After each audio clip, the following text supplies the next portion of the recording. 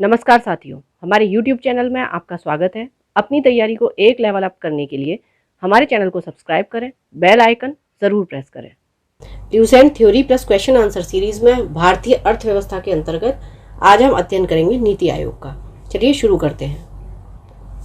नीति आयोग 1 जनवरी 2015 को भारत सरकार द्वारा योजना आयोग के स्थान पर राष्ट्रीय भारत परिवर्तन संस्था अर्थात NITI Aayog national institution for transforming India का गठन किया गया।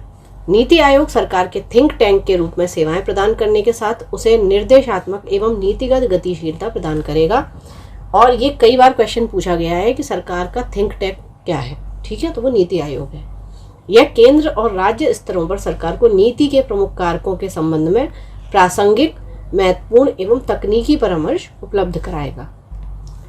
नीति आयोग के उद्देश्य। Objectives of NITI Aayog. राष्ट्रीय उद्देश्यों को ध्यान में रखते हुए राज्यों की सक्रिय भागीदारी के साथ राष्ट्रीय विकास प्राथमिकताओं, क्षेत्रों और रणनीतियों का एक साझा दृष्टिकोण विकसित करना।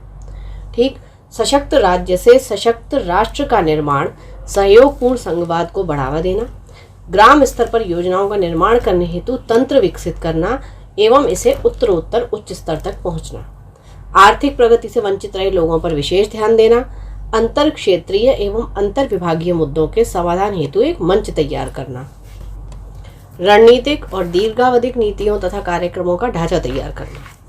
नीति आयोग की संरचना की बात करें, कंपोजिशन ऑफ नीति आयोग, तो नीति आयोग का पदेन अध्यक्ष भारत का प्रधानमंत्री होता है। गवर्निंग काउंसिल में सभी राज्यों के मुख्यमंत्री और संघ राज्य क्षेत्रों के उपराज्यपाल शामिल होंगे। विशिष्ट मुद्दों और ऐसे आकस्मिक मामले जिनका संबंध एक से अधिक राज्यों या क्षेत्रों से हो, इसको देखने के लिए क्षेत्रीय परिषदें गठित की जाएंगी। ये परिषदें विशिष्ट कार्यकाल के लिए बनाई जाएंगी। भारत के प्रधानमंत्री के निर्देश पर क्षेत्रीय परिषदों की बैठकें होंगी और इनमें संबंधित क्षेत्र के राज्यों के मुख्यमंत्री व संघ राज्य क्षेत्रों के उपराज्यपाल शामिल होंगे। इनकी अध्यक्षता नीति आयोग के अध्यक्ष या उनके नाम निर्देशित यानी कि नॉमिनी करेंगे। नीति आयोग का संगठनात्मक स्वरूप। अध्यक्ष की बात करें तो नरेंद्र मोदी जी जो भारत के प्रधानमंत्री हैं, तो जो भी प्रधानमंत्री होंगे वही इसके अध्यक्ष होंगे। गवर्निंग काउंसिल की बात करें तो सभी राज्यों के मुख्यमंत्री और संघ राज्य क्षेत्रों के उपराज्यपाल। उपाध्यक्ष की बात करें तो देखिए, अभी अगर बात करेंगे 2024 की, तो ये हैं सुमन बेरी जी। ठीक है, ये आपको ध्यान रखना है। पूर्णकालिक सदस्यों की बात करेंगे तो डॉक्टर वी.के. सारस्वत, ये आपके पहले पूर्व में DRDO के प्रमुख रह चुके हैं। फिर आपके हो गए प्रोफेसर रमेश चंद्र, ये कृषि विशेषज्ञ हैं। ठीक, डॉक्टर V.के. पॉल, ये सार्वजनिक स्वास्थ्य विशेषज्ञ, और अरविंद विरमानी, ठीक है, ये अर्थशास्त्री। अच्छा, अभी देखिए नीति आयोग के पदेन सदस्यों की आप बात करें तो उसमें आपके राजनाथ सिंह हैं, अमित शाह हैं, निर्मला सीतारमण है, लेकिन नरेंद्र सिंह तोमर नहीं है, अभी अर्जुन मुंडा है।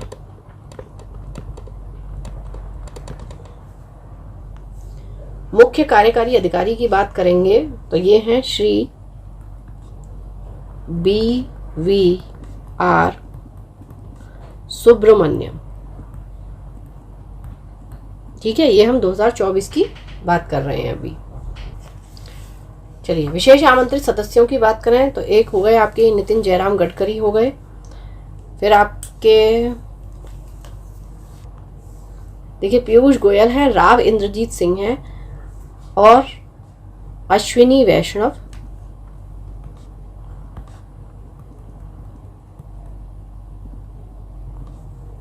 और वीरेंद्र कुमार। ठीक है, तो ये इसका संगठनात्मक स्वरूप है। संबंधित कार्य क्षेत्र की जानकारी रखने वाले विशेषज्ञ एवं कार्यरत लोग विशेष आमंत्रित के रूप में प्रधानमंत्री द्वारा नामित किए जाएंगे। सचिवालय का गठन आवश्यकता के अनुसार किया जाएगा। पदेन सदस्य केंद्रीय मंत्री परिषद से अधिकतम 4 सदस्य प्रधानमंत्री द्वारा नामित होंगे। अंशकालिक सदस्य अग्रणी विश्वविद्यालय, शोध संस्थानों और संबंधित संस्थानों से अधिकतम 2 पदेन सदस्य के रूप में होंगे। योजना आयोग एवं नीति आयोग में अंतर। योजना आयोग 1950 से 2014, नीति आयोग 2015 से प्रारंभ। योजना आयोग की अगर बात करेंगे तो भारत में आर्थिक नियोजन के उद्देश्य से पंचवर्षीय योजनाओं का निर्माण एवं क्रियान्वयन सुनिश्चित करना था इसका कार्य।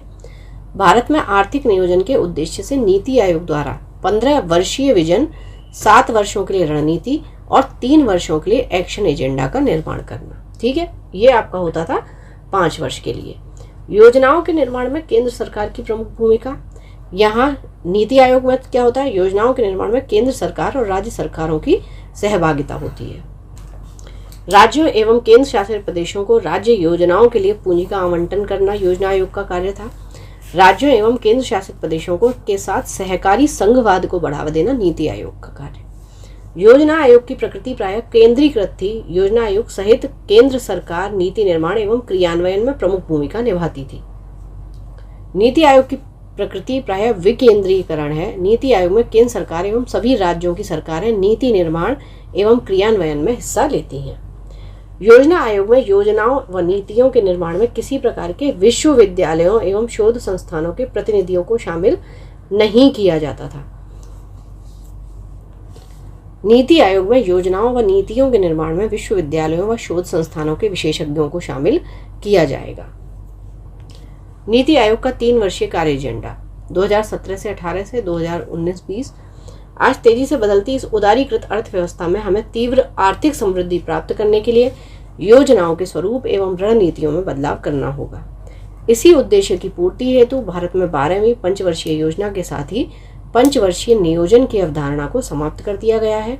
भारत में नियोजन की प्रक्रिया हेतु नीति आयोग द्वारा 15 वर्षीय विजन, 7 वर्षीय रणनीति एवं 3 वर्षीय कार्य एजेंडा तैयार किए जा रहे हैं। 3 वर्षीय कार्य एजेंडा वित्तीय वर्ष 2017-18 से 2019-20 तक के एक अल्पकालीन समयावधि में नीतिगत परिवर्तनों एवं लक्ष्यों के निर्धारण को प्रदर्शित करता है। इस प्रस्तावित एक्शन एजेंडे में 7 भागों के अंतर्गत 24 अध्यायों को शामिल किया गया है। चलिए अब इसके भागों की बात कर लेते हैं। भाग 1, इसके अंतर्गत एक अस्थायी माध्यम अवधि राजकोषीय ढांचे की रूपरेखा को प्रस्तुत किया गया है। इसमें उपलब्ध संसाधनों के बारे में अनुमान लगाकर भविष्य में आर्थिक विकास के लक्ष्यों का निर्धारण किया जाएगा। इसी के साथ साथ इसमें अर्थव्यवस्था के महत्वपूर्ण क्षेत्रों पर किए जाने वाले व्यय आवंटन का वर्णन किया गया है।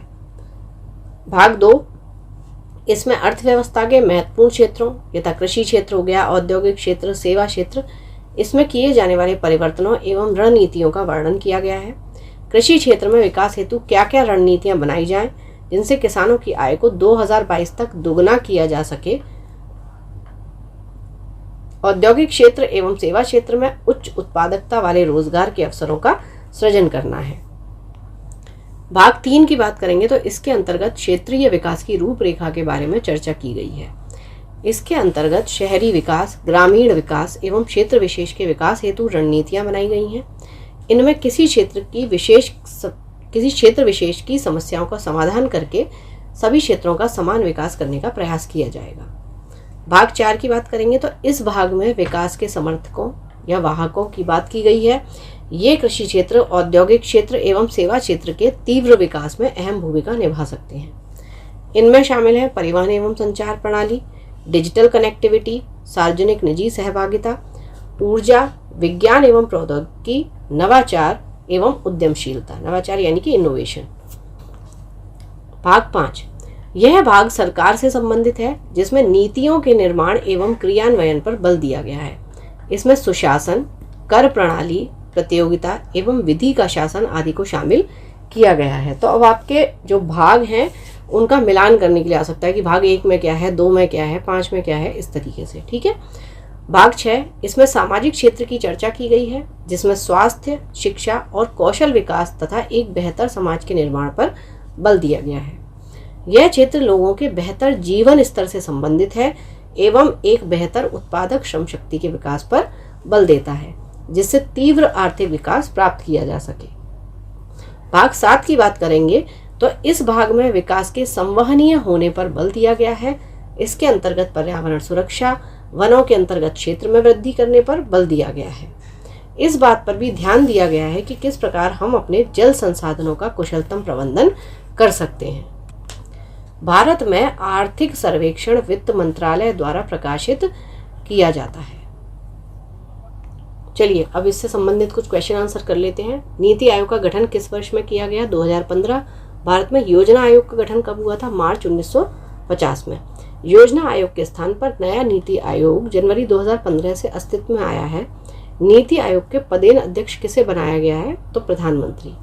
निम्नलिखित में से किसे नवगठित नीति आयोग का प्रथम उपाध्यक्ष बनाया गया? तो अरविंद पनगड़िया को। नीति आयोग का प्रथम मुख्य कार्यकारी अध्यक्ष किसे बनाया गया? या नीति आयोग का प्रथम मुख्य कार्यकारी अधिकारी यानी कि सीईओ किसे बनाया गया? सिंधु श्री खुल्लर को। नीति आयोग के उपाध्यक्ष को भारत सरकार के सरकारी वरीयता क्रम में महत्व का दर्जा दिया गया है, भारत सरकार के कैबिनेट मंत्री के समान। भारत के योजना आयोग के संबंध में कौन सा कथन सही है? नीति आयोग का संविधान में कोई उल्लेख नहीं है, इसके सदस्यों एवं उपाध्यक्ष का कोई निश्चित कार्यकाल नहीं होता, इसके सदस्यों के लिए कोई निश्चित योग्यता नहीं होती। ये सारे कथन सही हैं। नीति आयोग की स्थापना की गई संघीय मंत्रिपरिषद द्वारा एक विशेष प्रस्ताव पारित करके। चलिए भारत का नीति आयोग अब देख लेते हैं कौन कौन से कथन सही हैं। 2015 में बनाया गया, ठीक है। संवैधानिक निकाय है, गलत है। फिर एक सलाहकारी निकाय है, ठीक है। सरकारी विभाग है, ये गलत है। तो आपका फर्स्ट और थर्ड सही हो जाता है। चलिए तो पढ़ते रहिए, बढ़ते रहिए, रिवीजन जरूर करते रहिए। Thank you for watching, keep learning, stay with me.